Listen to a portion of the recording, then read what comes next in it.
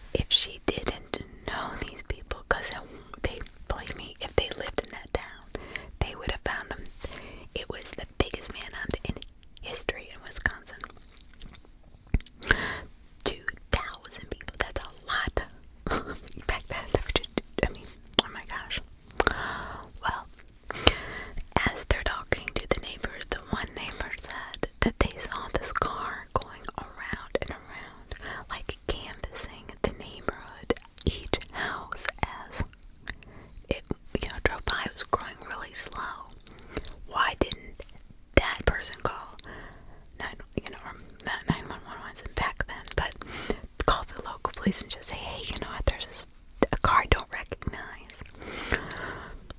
Yeah, can you come and check it out? Right? So over, the investigation, they figured out they had carried Evelyn's body with the help of some dogs that they had trained. They had actually carried Evelyn's body to the street and then dropped her. Apparently, I don't know if she was kicking and screaming still or what, or she was knocked out and she was just dead weight. But then they put her in a car. That's how they kind of got to that conclusion that, they figured out that she was taken in a car heading west, and they find her clothing. They find her blood in the house, her shoes, or one's upstairs, one's downstairs. They figure out, that these people did see strangers in the neighborhood, so, it wasn't somebody that she knew, right? Just happenstance that they were canvassing the neighborhood, and it's not like an open door. I think it was Ted Bundy I think it was Ted Bundy, don't quote me on this, had said that the reason he picked one of his victims only was because the screen door was open. I'm pretty sure that was the Gainesville murder. Whoever that was, I don't remember his name, but the Gainesville killer. But that doesn't matter. So here is the bizarre thing. I mean, these guys pried into the house, and there was more than one that did not know Evelyn or her family at all. So back to the urban legend. Is it based upon that? Because that is really when those movies started coming out in the late 60s, 70s, right? And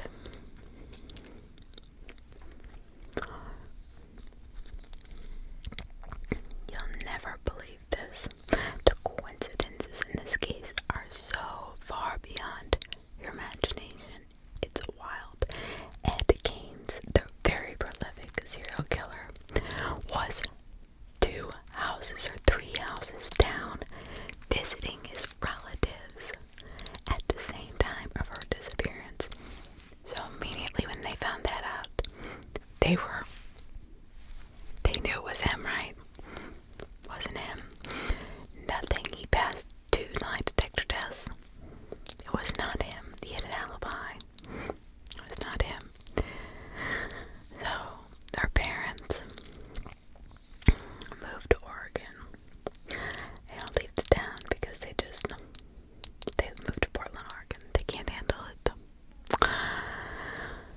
Now,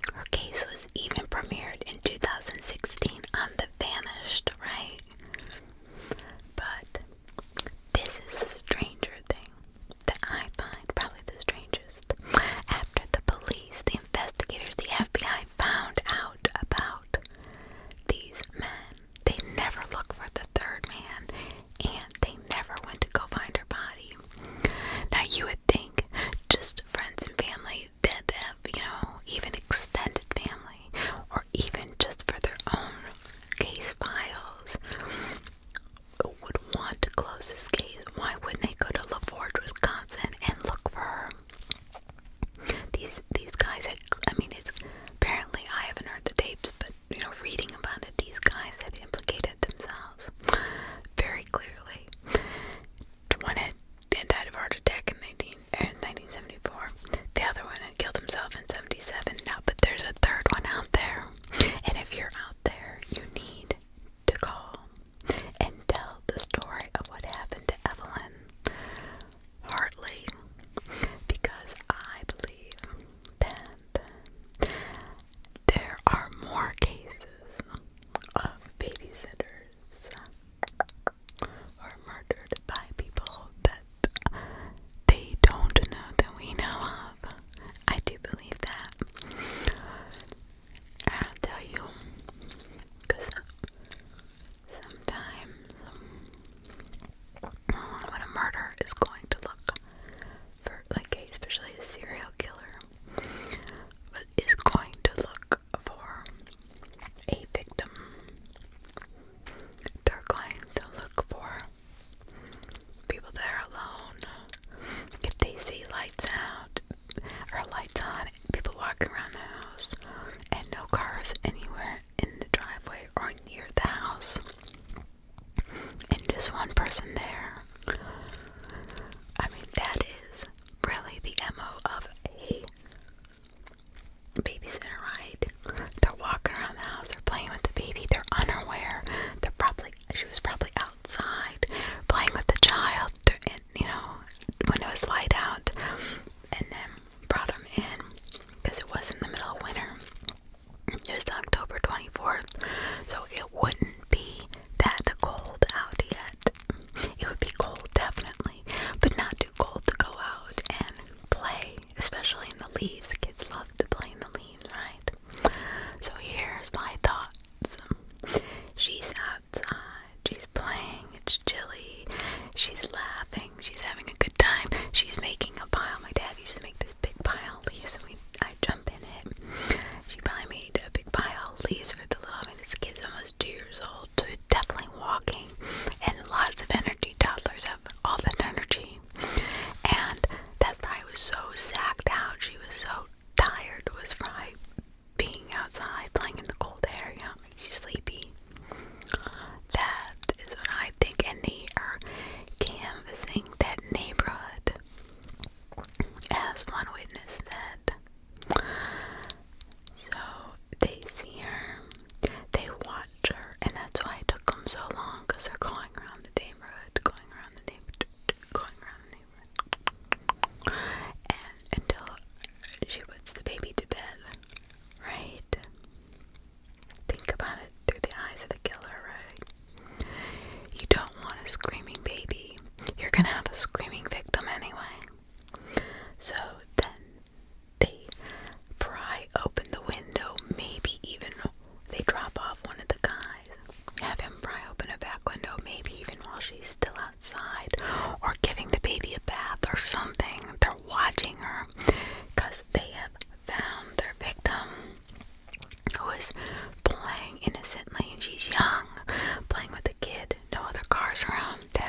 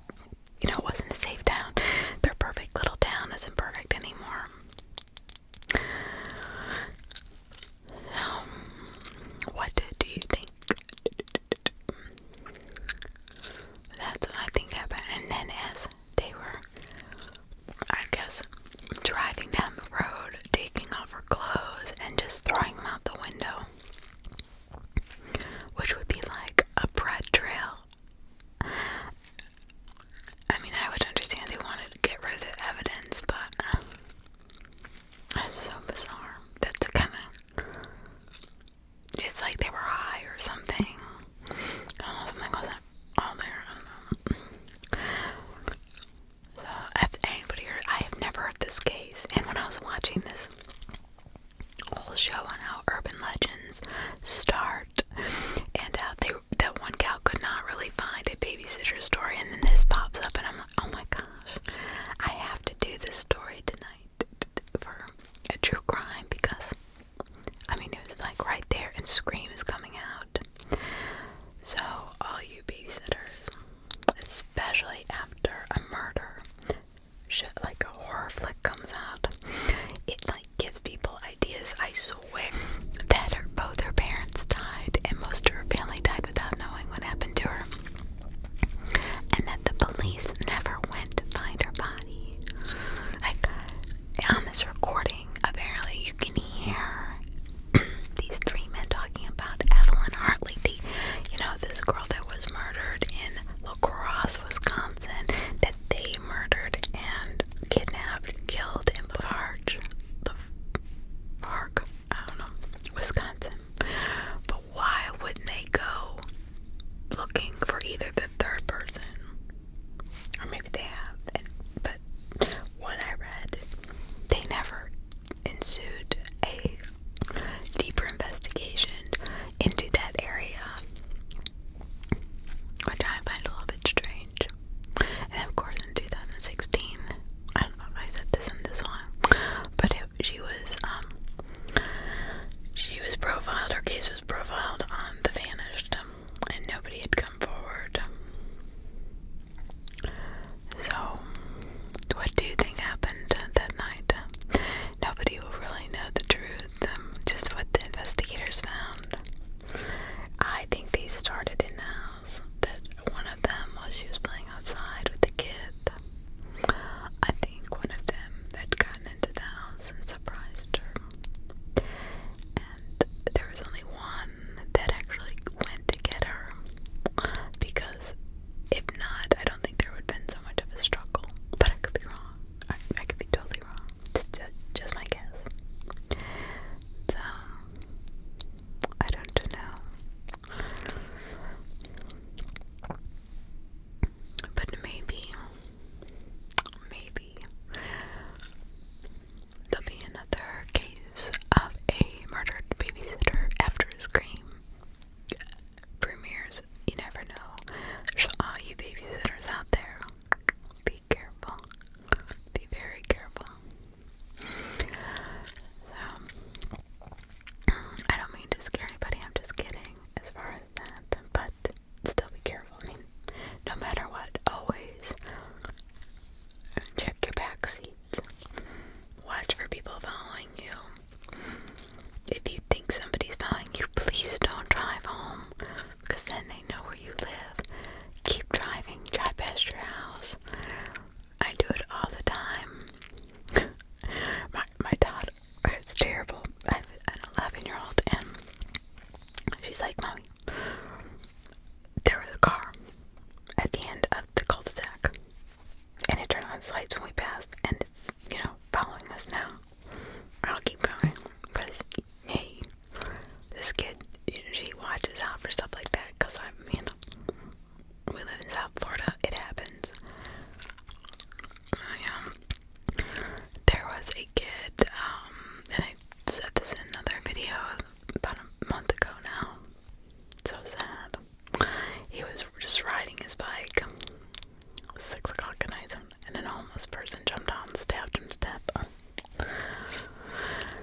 So just be careful, kids. I know it's annoying when your parents tell you what to do, but just like that kid, he just never came home for dinner, and his parents were like, what the heck? It was in the afternoon, it was after school. What? This kid should have never been killed. But, crazy thing has happened. My dad always says I watch too much true crime, but I believe it's kept me saved all these years. Maybe a little paranoid, but that's okay. I'd rather be paranoid and alive, because I don't want to die like that. I just feel bad that her parents never knew what came of her, and that the police never really ensued a proper investigation in that area. Maybe they will someday, because her body is out there. People don't trust unless